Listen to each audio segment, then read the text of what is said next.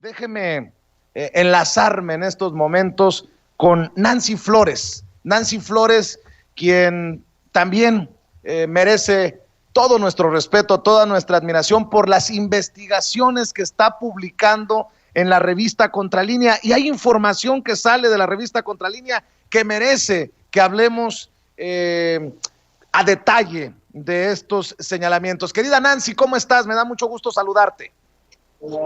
Hola Vicente, mucho gusto. Oye Nancy, pues estaba viendo este artículo, este reportaje de Peña Nieto, el traidor a la patria, el de la larga lista de crímenes que presuntamente cometió y bueno, un expresidente que se estaría consumiendo solo al otro lado del mundo, de acuerdo al maestro Vadillo. ¿Hablamos de este tema? Sí, fíjate que en este asunto lo que nosotros obtuvimos como información es que él se encuentra en España y que se encuentra pues enfermo, o sea, en realidad estaría enfermo y estaría solo, no aislado, pero sí en una condición de soledad. Y bueno, desde allá estaría viendo cómo se desmorona prácticamente su gabinete. Vicente, tú decías al principio que estas acusaciones de Emilio Lozoya pues han sido fundamentales para la Fiscalía General de la República en contra ahora de Luis Videgaray, el exsecretario de Hacienda. Y en efecto, varios de estos pues altos funcionarios que fueron secretarios de Estado pues están cayendo en desgracia. No solamente es Rosario Robles, que fue la primera que entró a la cárcel, bueno, que enfrenta un proceso en prisión, sino ahora también estamos viendo a Salvador Cienfuegos, que fue el secretario de la Defensa Nacional, siendo procesado en Estados Unidos y con todo lo que eso significa para, digamos, un proceso de carácter penal, ¿no? También estamos viendo, por ejemplo, en términos domésticos, el proceso, por supuesto, hacia Luis Videgaray, pero también están otros que son muy importantes y que van a ser muy importantes. Entonces, en esta columna, lo que se publica, pues justo es eso, ¿no? De cómo el presidente está aislado y estaría esperando una situación pues en su contra, ¿no? Un proceso ya en su contra. Recordemos también que hay un proceso en contra de Miguel Ángel Osorio Chong que está abierto en la Secretaría de la Función Pública. A él se le atribuye un daño patrimonial importante y en este procedimiento también han sido pues involucradas otras áreas de gobierno. Esto tiene que ver con lo que él hizo como secretario de Gobernación, que pues adjudicó muchos contratos, cientos de contratos, con esta figura de seguridad nacional. Es decir, para no licitar, lo que hicieron fue pues entregarlo directamente y muchos de estos no tienen el carácter de seguridad nacional, eso es lo más importante. Y se le investiga por un daño patrimonial multimillonario. También está el caso, por supuesto, de Jesús Murillo Caram, quien fuera el Procurador General de la República, que pues tiene toda esta implicación en el caso de los 43 estudiantes normalistas desaparecidos durante el gobierno de Peña Nieto, y que también implica, por supuesto, al exfiscal Tomás Herón. Y aquí ya estamos hablando incluso de investigaciones donde se habla de que estos personajes mintieron abiertamente y ocultaron la verdad en torno a este crimen de lesa humanidad. Entonces, pues es una situación inédita para el país. Si tú recuerdas, en el pasado, pues bastaba con que algún personaje, un líder sindical, pues fuera a la cárcel y ya, ahí se acababa, ¿no? Y la impunidad seguía. Incluso cuando Vicente Fox asumió la presidencia, pues él dijo que ahora sí los peces gordos iban a caer en la cárcel y pues no, o sea, lo que vimos fue totalmente lo contrario, fue esta relación PRIAN totalmente establecida y fructífera que en realidad llevó a ese gobierno a cometer otro tipo de latrocinios, ¿no? Y bueno, evidentemente guardando la impunidad de los gobiernos pasados. Entonces, bueno, esta situación es inédita, nunca se había dado, digamos, que tantos exfuncionarios de tan alto nivel estuvieran en una situación pues crítica, ¿no? Algunos de ellos a punto de pisar la cárcel, y por supuesto que viene todo el tema de Emilio Lozoya Austin. Hay que recordar que este periodo que pidió la Fiscalía General de la República se vence en febrero, y en febrero podríamos ver ya acusaciones mucho más terminadas en torno al círculo cercano de Enrique Peña Nieto, y que tienen que ver efectivamente con traición a la patria por haber utilizado a una empresa extranjera con fines político-electorales en México. Entonces, es una situación muy interesante. Yo creo que va a dar mucho de qué hablar en los próximos meses todo este andamiaje que se está armando. Y aunque hoy el presidente decía en su conferencia mañanera que pues la administración federal no ha sido, o su gobierno no ha sido el que ha presentado estas denuncias ante la Fiscalía General de la República, pues la FGR está actuando de forma autónoma, y pues nadie podrá frenar estas investigaciones en caso de que se compruebe que el expresidente Peña Nieto pues tuvo una participación en esto que considera la Fiscalía General de la República como crimen organizado prácticamente, ¿no? Y que él era el cabecilla de esta pues organización criminal, Vicente. Nancy, estamos viendo el desmoronamiento del perdóname por la burla, pero del nuevo PRI que tanto promovió Enrique Peña Nieto, y que yo he dicho y sostengo que salió más corrupto que los dinosaurios de los que tanto hablamos, de la mafia del poder. ¿Estamos viendo el desmoronamiento o todavía no llegamos ahí? Pues mira, el PRI se ha comportado de una forma pues hasta extraña, ¿no? Políticamente hablando, porque todos hablaban justo del desmoronamiento del PRI en el 99-2000, en la transición en la que llega Vicente Fox, ¿no? Y decían que después de la elección que gana Vicente Fox, pues ya era la tumba, o los clavos en la tumba del Partido Revolucionario Institucional. Y sin embargo no lo fue, y después llegó Peña Nieto al gobierno, y bueno, demostró nuevamente qué es el PRI. O sea, a nadie le cabe duda a estas alturas de que pues justo esta forma de hacer política tiene que ver con intereses privados, con intereses particulares, y que ellos siempre se sirvieron con la cuchara grande, como también lo hizo el PAN. O sea, para todos nos ha quedado claro que ambos partidos lo único que representan son grupos de poder, ¿no? En el caso de Calderón, por ejemplo, nosotros publicamos un reportaje que se llamó México 2030, la venta de un país, y era el plan, o sea, literal, de cómo iban a entregar el país a intereses extranjeros, ¿no? Incluso había un apartado donde decía que mexicoamericanos nos deberían de gobernar en 2030. Y eso estaban conformes también los del PRI, porque en esas sesiones que hubo con Calderón previas a que tomara la presidencia, y que estaba todo el conflicto postelectoral y el plantón en Reforma, y no les importó, pues también participaron priistas, y priistas y panistas iban de la mano. Entonces, yo creo que está totalmente evidenciado qué es el PRI y qué es el PAN, pero aún así tienen maquinarias que aceitan con dinero, con todo el dinero que se robaron en el pasado, y que estas maquinarias permiten que todavía se aprovechen de las personas que están en una situación pues muy pobre, ¿no? Que puedan comprar conciencias y que puedan comprar los votos, que eso es realmente lo terrible de esta situación que ellos mismos causaron, porque ellos son la causa de esta pues digamos que prácticamente abismo entre la clase alta y la clase baja, que son millones de personas que se encuentran en una situación de pobreza.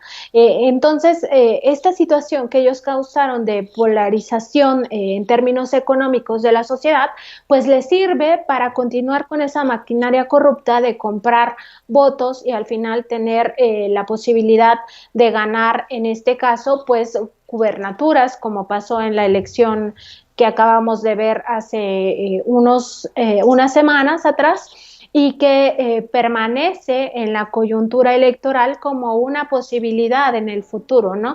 Para el siguiente año, pues ya se aliaron, ¿no? Otra vez PRD, PRI, PAN, en esto de Sí por México, y piensan que puede ser una opción, pero no es una opción real en el sentido estricto de la palabra, porque en realidad lo que acaban de hacer, pues es comprar estos votos, o sea, es lo que han venido haciendo siempre y es lo que siguen Claro. haciendo ahora, ¿no? Entonces, más allá de que pues sí tienen una militancia, todos estos partidos, pues en realidad lo que hacen con la gente es aprovecharse de su situación de pobreza. Entonces, no creo en ese sentido que se les hayan acabado los recursos como para decir que es el fin del nuevo PRI, porque al final del día, pues tienen dinero para seguir operando de esta forma.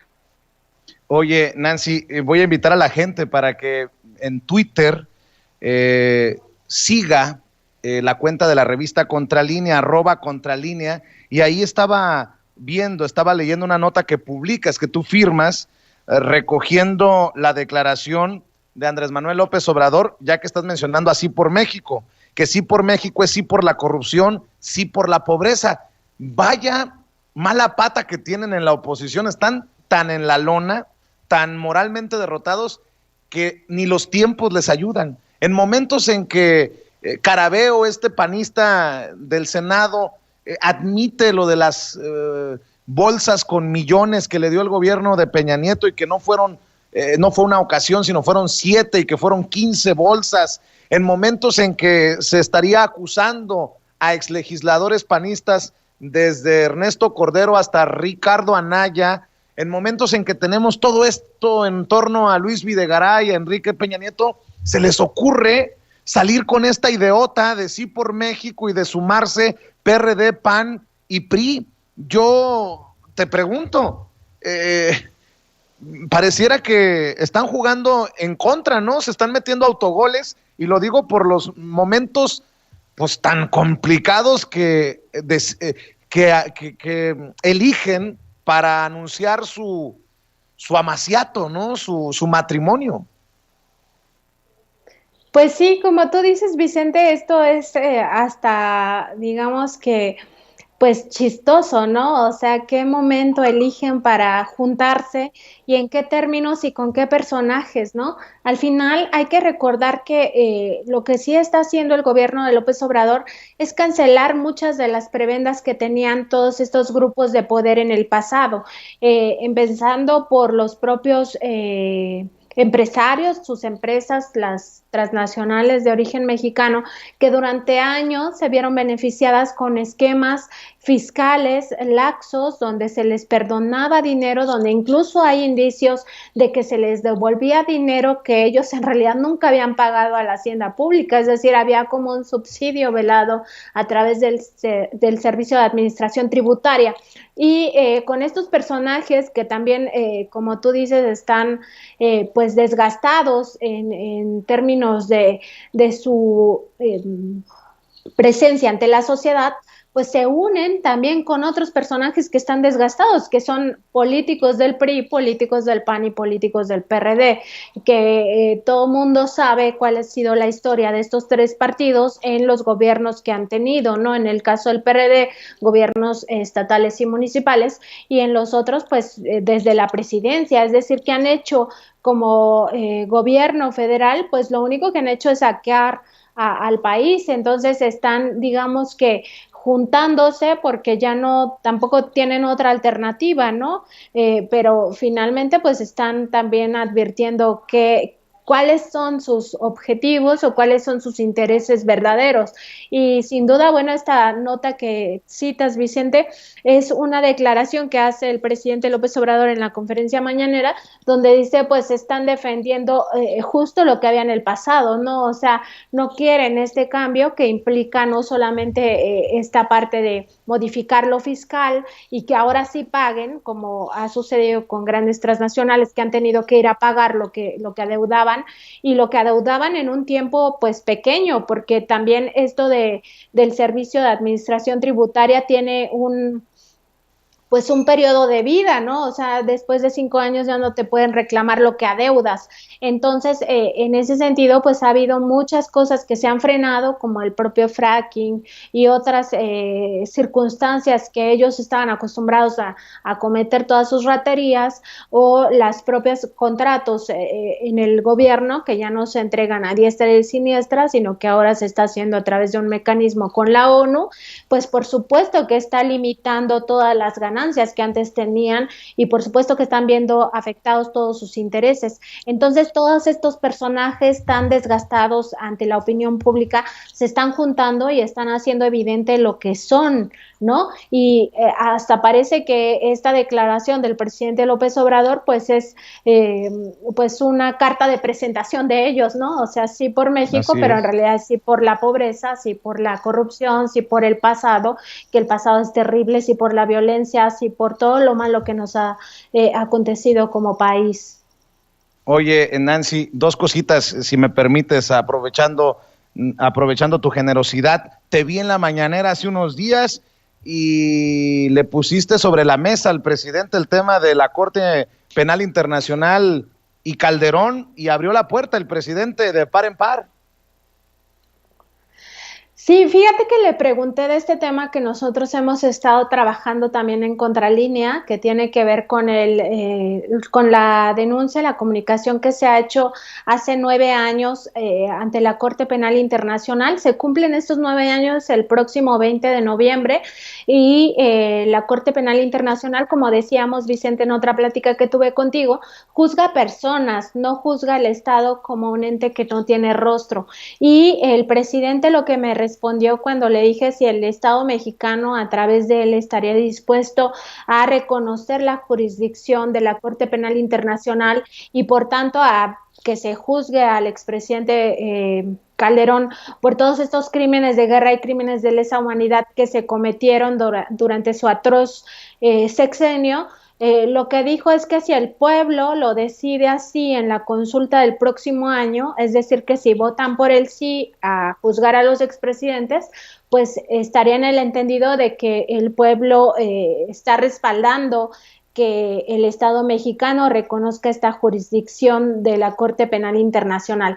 Entonces, pues es, digamos que un avance, a pesar de que pues hasta ahora el Estado mexicano no ha hecho pues este compromiso de reconocer la jurisdicción de la Corte Penal Internacional, pero podría ser que en un futuro sí, si la Corte, si la Fiscalía de la Corte aún no resuelve el asunto, pues sea desde el gobierno mexicano que se le pida que pues ya dé celeridad a este proceso y se juzgue por fin a Felipe Calderón, que no es más que un criminal, porque lo que aconteció en su gobierno pues fue totalmente terrible para los mexicanos. Él dio las órdenes de que se generara esta política pública de la guerra contra el narcotráfico como su principal política pública, y lo único que generaron fueron masacres terribles, y al final del día pues fue toda esta pues circunstancia de violencia que nos metió en una crisis humanitaria que hasta la fecha lamentablemente no podemos salir de ella, ¿no?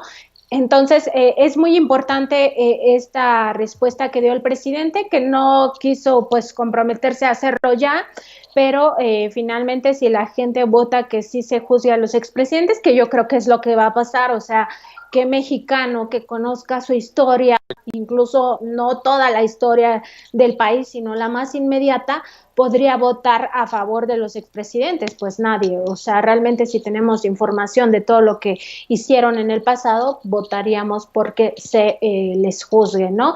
Y sobre todo porque no quede en la impunidad todo lo que nos hicieron, pues no debe pasar por alto para nosotros como mexicanos.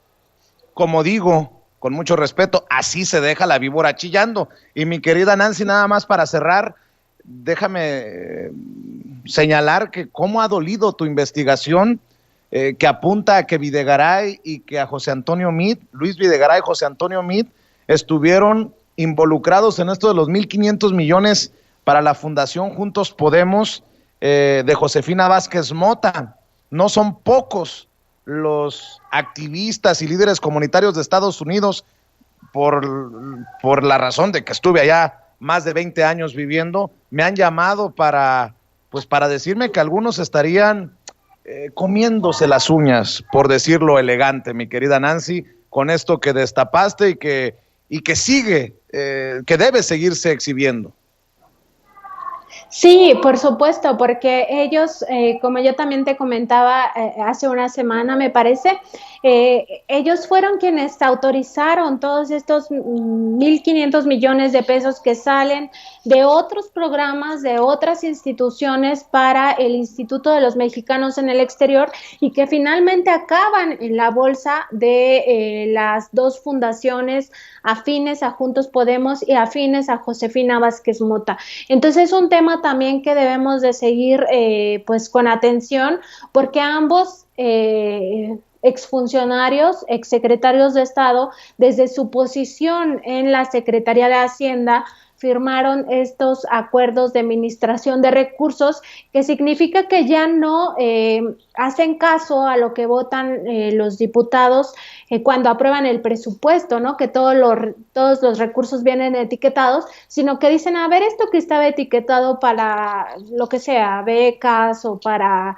ayuda a los más pobres o para salud o para educación, que se venga Juntos Podemos. Entonces, la responsabilidad ahí es muy importante y las autoridades que están investigando esto, porque además ya se dio un informe en la conferencia del presidente López Obrador acerca de Juntos Podemos y de cómo se benefició a través de estos donativos irregulares, pues deberían de también poner el foco de atención en quiénes son los responsables de ese traslado de dinero hacia cuentas particulares, porque al final ya no se puede fiscalizar al 100% cada peso que llegó a estas asociaciones civiles, porque ambas están radicadas en Estados Unidos y eso significa que se rigen por las leyes de Estados Unidos, no por las leyes de México. Claro. Y todo queda pues en un ámbito de impunidad total.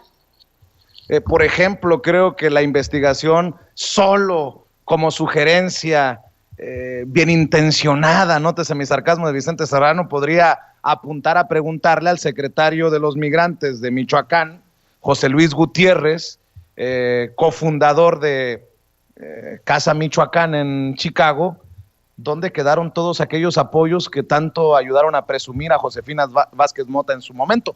Y a muchos, preguntarle a muchos que le hicieron el caldo gordo a Josefina Vázquez Mota, allá del otro lado de la frontera, ¿dónde quedó la bolita?